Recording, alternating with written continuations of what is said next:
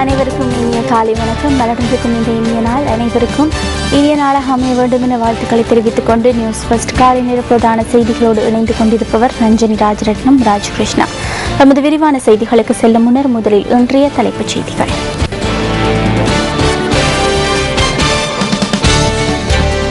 Saudi அரேபியாவில் நிர்கதிக்குள்ளான இலங்கையர்களை மீள நாட்டிற்கு திருப்பி அழைப்பது குறித்து அந்த நாட்டு அதிகாரிகளுடன் தொடர்ந்தும் பேச்சுவார்த்தை.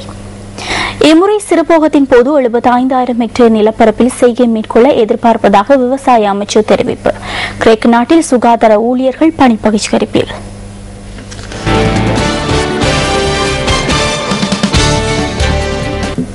அவை எமது தலைப்புச் செய்திகள். இனி விரிவான செய்திகளில் முதலில் உள்நாட்டுச் செய்திகள்.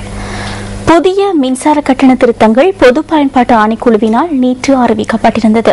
இலங்கை மின்சார சபையின் இந்த வருடத்திற்கான செலவினமாக 228 பில்லியன் ரூபாய் என்ற மதிப்பீட்டின் அடிப்படையில் புதிய திருத்தங்கள் மேற்கொள்ளப்பட்டுள்ளதாக பொது பயன்பாட்டு ஆணைக்குழுவின் தலைவரும் ஜனாதிபதி சட்டத்தரணியுமான கலாநிதி ஜெயதிச டி கோஸ்தா தெரிவித்தார்.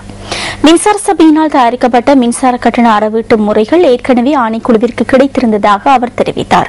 அதிலிருந்து 40 பில்லியன் ரூபாவை பொருத்தமற்ற செலவீனமாக கருதி அதிலிருந்து நீக்குவதற்கு நடவடிக்கை எடுத்திருப்பதாகவும் பொது பயன்பாட்டு ஆணைக்குழுவின் தலைவர் கூறினார். அதற்கமைய இந்த மாதத்திலிருந்து புதிய மின்சார கட்டண திருத்தத்தின் பிரகாரம் கட்டணங்களை அறவிடுவதற்கான அனுமதியை இலங்கை மின்சார சபைக்கு வழங்கியுள்ளதாகவும் அவர் மேலும் குறிப்பிட்டார். இதற்கமைய 90 அலகுகளை பயன்படுத்துகின்ற வீடொன்றிற்கு இதற்கு முன்னர் விநியோகிக்கப்பட்ட 982 ரூபாவான மின்சார கட்டண பட்டியல் புதிய திருத்தத்தின்படி 1161 ரூபாய் வரை அதிகரிக்கப்பட்டுள்ளது. புதிய கட்டணத்தின்படி மாதாந்த பாவனை 90 அலகுகளில் எண்ணின் அலகுக்கான கட்டணமாக 8 ரூபாய் 50 சதம் படி 765 ரூபாவும், நிலையான கட்டணமாக 90 ரூபாவும், எரிபொருள் சீராக்கல் கட்டணமாக 306 ரூபாவும் அறவிடப்படும்.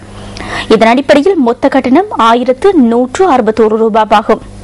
இதேவேளை மாதாந்த பாவனை 91 அலகுகள் எனின் அலகுக்கான கட்டணமாக 15 ரூபாய் படி 1365 ரூபாவும், நிலையான கட்டணமாக 315 ரூபாவும், எரிபொருள் சீராக்கல் கட்டணமாக 546 ரூபாவும் அறவிடப்படும். இதன் அடிப்படையில் மொத்த கட்டணம் 2226 ரூபாவாகும். எனவே மாதாந்த பாவனை 90 அலகுகளில் இருந்து 1 அலகால் அதிகரித்து 91 அலகுகளாக அமையும் எனின் மொத்த கட்டணம் 2226 ரூபாவாக அதிகரிக்கப்பட உள்ளது.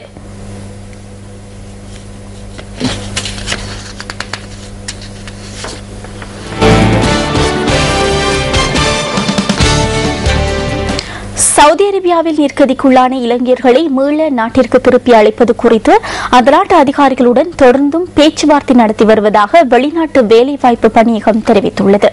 சவுதி அரேபியாவுக்கான இலங்கை தூதரக தரப்பினருக்கும் அந்த நாட்டு அதிகாரிகளுக்கும் இடையில் நேற்று பேச்சுவார்த்தை இடம்பெற்றதாக பணியகத்தின் பிரதி பொது முகாமியாளர் மங்கள ரந்தினிய குறிப்பிட்டார்.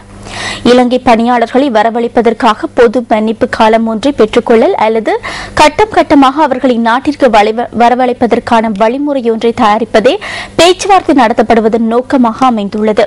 தொழில்களை இழந்த நிலையில் சுமார் 5000 இலங்கை பணியாளர்கள் சவுதி அரேபியாவில் தங்கியுள்ளனர். இவர்களில் பெரும்பாலானோர் அமர்த்தப்பட்ட தொழில் இடங்களில் இருந்து தப்பிச் சென்று சட்டவிரோதமாக வேறு இடங்களில் பணிபுரிந்தமை காரணமாக தொழில்களை இழந்துள்ளனர் என்பது தெரியவந்துள்ளது. எனினும் தமக்கு உறுதியளிக்கப்பட்டவாறு சம்பளம் வழங்கப்படாத காரணத்தினால் தத்தமது தொழில் இடங்களில் இருந்து தப்பிச் சென்று வேறு இடங்களில் தொழில் தேடிக்கொள்ள நேரிட்டதாக இலங்கை பணியாளர்கள் சுட்டிக்காட்டுகின்றனர்.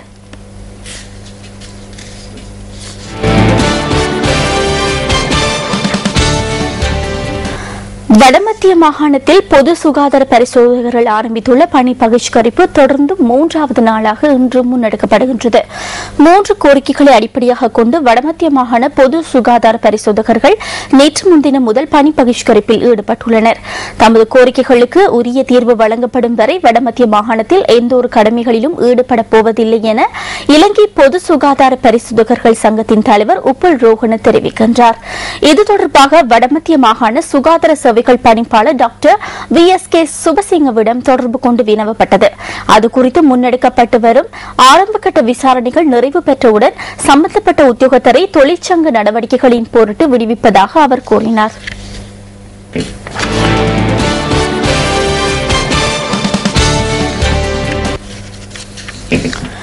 இம்முறை சிறுபோகத்தின் போது 75,000 ஹெக்டேர் நிலப்பரப்பில் செய்கை மேற்கொள்ள எதிர்பார்ப்பதாக விவசாய அமைச்சு தெரிவிக்கின்றது.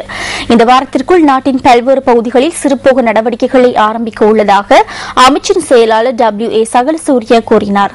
அதற்காக பல பிரதேசங்களில் நீர் விநியோகிக்கப்பட்டுள்ளதாக அவர் சுட்டிக்காட்டினார். சிறுபோகத்தின் போது விவசாயிகள் மேலதிக பயிர்கள் தொடர்பில் பெரும் எதிர்பார்ப்பு கொள்வதனால் அதற்காக விவசாயிகளுக்கு இலவசமாக விதைகளை பெற்றுக் கொடுப்பதற்கு எதிர்பார்ப்பதாகவும் அவர் கூறினார்.